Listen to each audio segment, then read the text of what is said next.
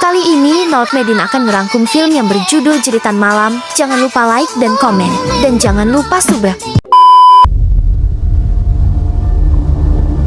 Reza dan pacarnya sedang membeli bakmi di sebuah pinggiran jalan, namun pacarnya Wulan tidak mau membeli bakmi karena Wulan dapat info dari temannya jika toko ini pakai penglaris, sehingga banyak yang beli namun rasanya biasa aja. Tapi Reza ini gak percaya yang namanya tahayul, jadi dia tetap akan membeli bakminya.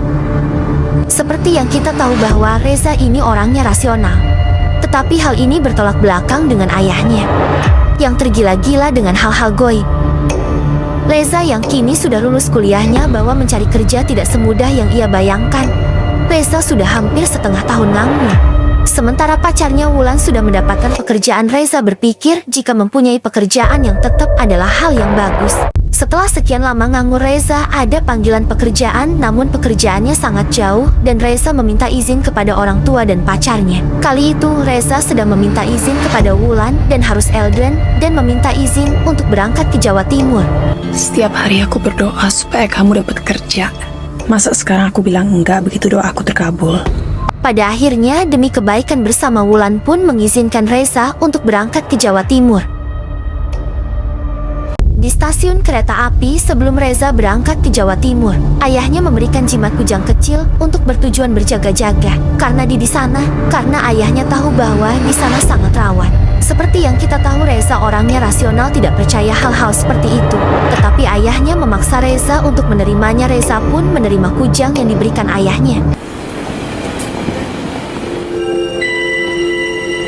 Gak boleh pergi.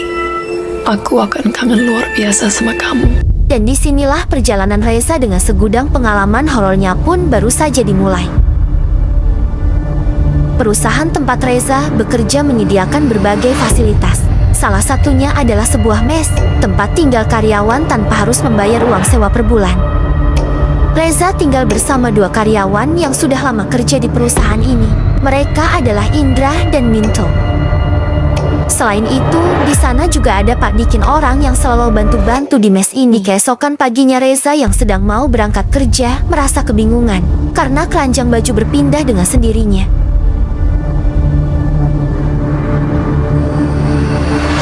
Selain itu, secara tiba-tiba keranjang bajunya sudah terpotong. Reza tidak memikirkan hal itu karena Reza sudah telat dan buru-buru berangkat ke kantor. Hari pertama Reza kerjanya cukup menyenangkan. Ia merasa bersyukur bekerja di perusahaan ini karena banyak fasilitasnya, seperti mes gratis, makan gratis, sehingga berangkat pulang kerja pun ada jemputan. Sehingga malam harinya Reza dan Yaya akan tidur duluan di mes. Sedangkan Minko sedang asik menonton di ruang tengah karena menonton bola. Ketika sedang tidur, Reza ngahuleng sambari kanjut nyeceng karena melihat lukisan di kamarnya terjatuh. Reza kepo sikit. Di luar rumah terlihat suasana sedang turun hujan dan disertai guguludugan. Karena Reza haus, Reza pun mengambil minuman di kulkas. Ia melihat Pak Dikin yang sedang ngobrol sama Gordeng Butut menang nganjuk. Reza pun merasa aneh karena Pak Dikin si Ganu Gelo ngobrol sama Gordeng Butut menang nganjuk. Setelah itu, Reza pun melihat Minto yang tadi nonton TV tertidur di ruang tengah. Nah, orang kuat banget tidur di luar dingin gini nggak pakai selimut.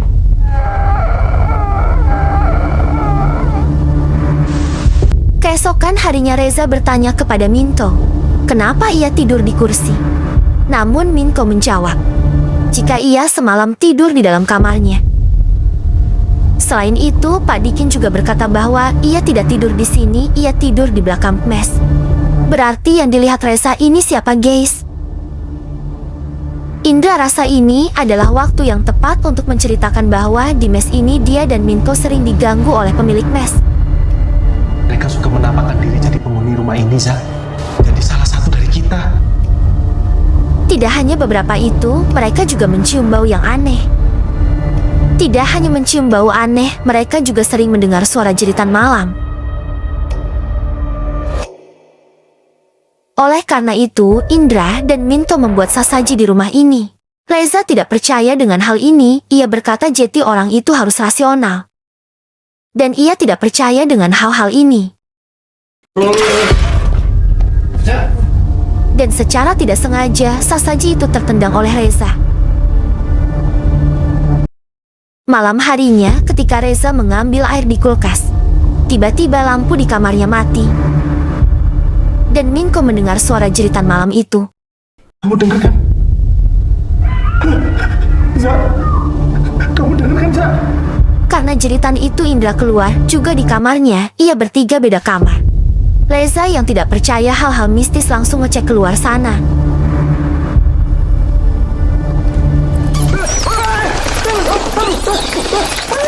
Reza mengatakan bahwa suara jeritan itu tidak ada.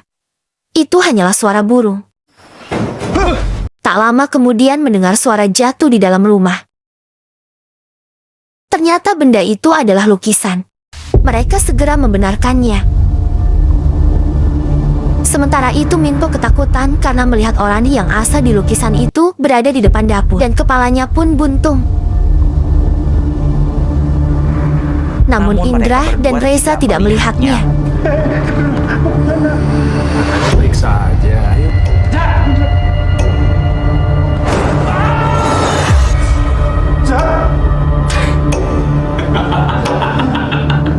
Reza ngeperan Indra dan Minto sampai mereka panik. Saat tengah malam Reza terbangun dari tidurnya.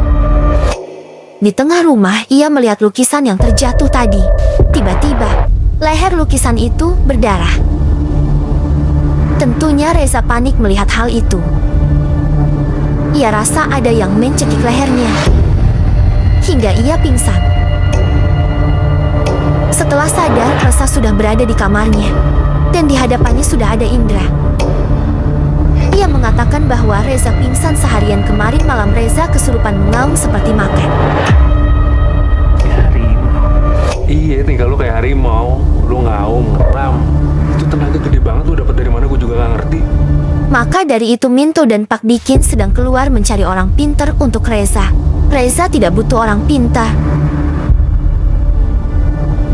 Ya jawab dong, lu ngerti kagak? Za.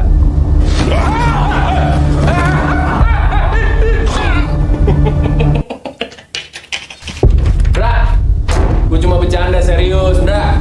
Setelah itu, Reza menghampiri kamarnya Indra. Ia lihat Indra bersikap aneh sambil memakan sesaji yang ada di kamarnya.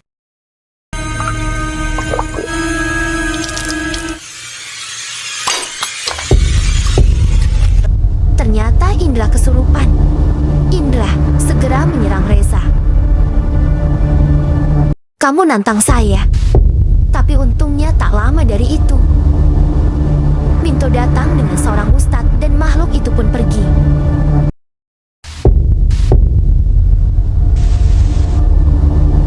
Keesokan harinya orang pintar yang ditunggu-tunggu datang. Reza curiga bahwa orang pintar itu palsu, apalagi penampilannya yang masih muda. Selesai.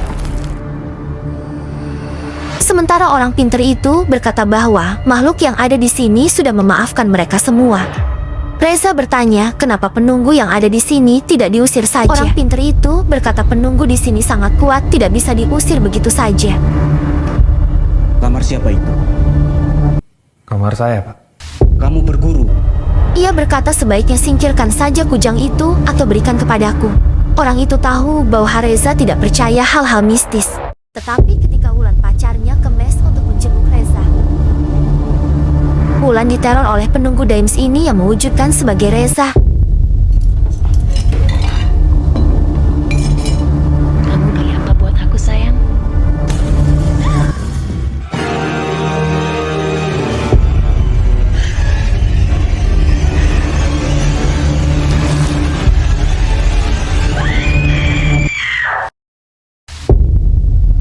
Wulan seketika ketakutan sehingga tidak mau melihat Reza lagi. Ia tidak pernah melihat Wulan ketakutan seperti itu. Karena tidak terima melihat pacarnya histeris, ia akan memutuskan untuk melihat yang kasat mata. Sementara itu, teman-temannya pun sudah capek bahwa mereka diteror terus-terusan. Reza bertanya ke Pak Dikin siapa dukun yang paling tua dan pengalaman di desa ini. Pak Dikin menjawab, ada dua Mbah Wodo dan Mbah Warsono. Singkat cerita, Reza pergi ke gua tempat di mana Mbah Wodo berada.